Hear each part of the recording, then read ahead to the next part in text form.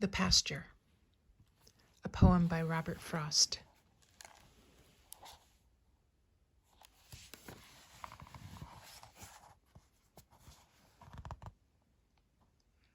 I'm going out to clean the pasture spring.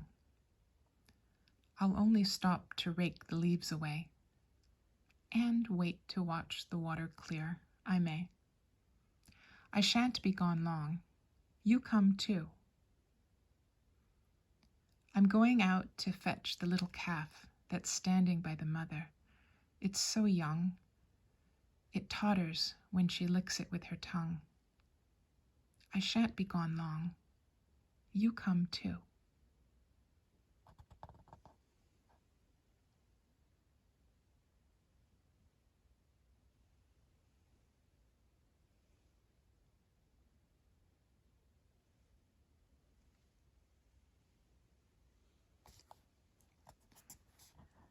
The word totters means wobbles or wavers. So the little calf is just learning to stand and get his strength. So when the mama licks him, he kind of wobbles a little bit. I love the invitation that he gives to the reader. You and I are the readers. He's just doing a simple chore, cleaning the pasture spring. So the spring is where water comes up from the ground, and he needs to rake the leaves away so that the water does not get clogged up by the leaves. And his other chore is to fetch the little calf and bring it inside the barn. It looks as if it might be the end of the day with the setting sun. So this is an everyday thing that he would do, and it feels as if he really enjoys it. Maybe not the chore itself, but being out in nature. So he says what he's going to do, and in parentheses, and wait to watch the water clear, I may. That gives him pleasure.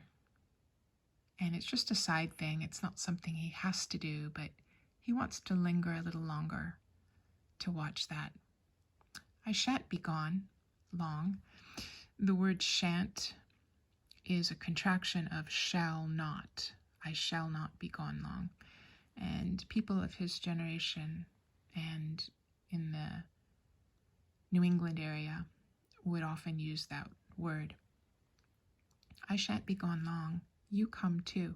So he wants us to go with him so that he can share this wonderful experience with us of being outside in the beauty of the trees and the beautiful sky and the cool fresh air.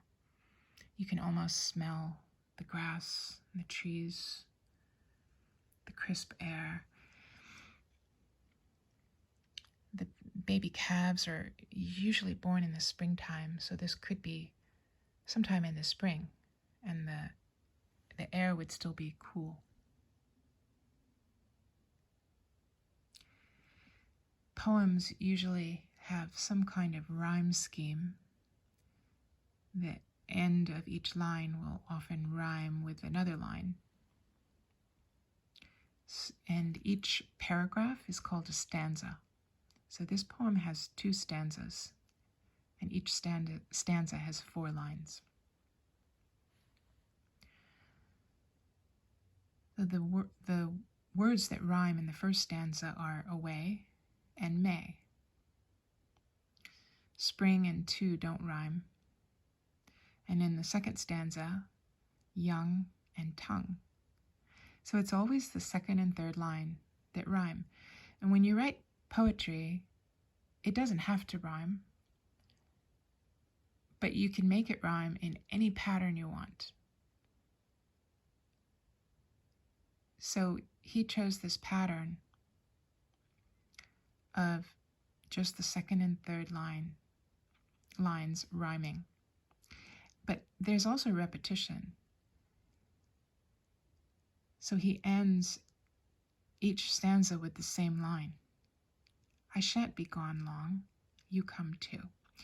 Repetition is very important in poetry. It gives a sense of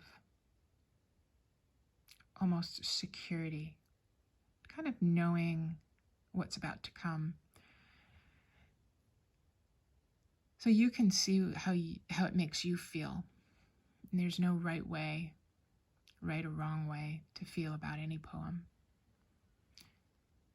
But Robert Frost writes in a way that allows us to feel so much. So if you just dwell with this poem for a little while, think about the images, read it out loud, slowly, listen to each word, and see what you feel.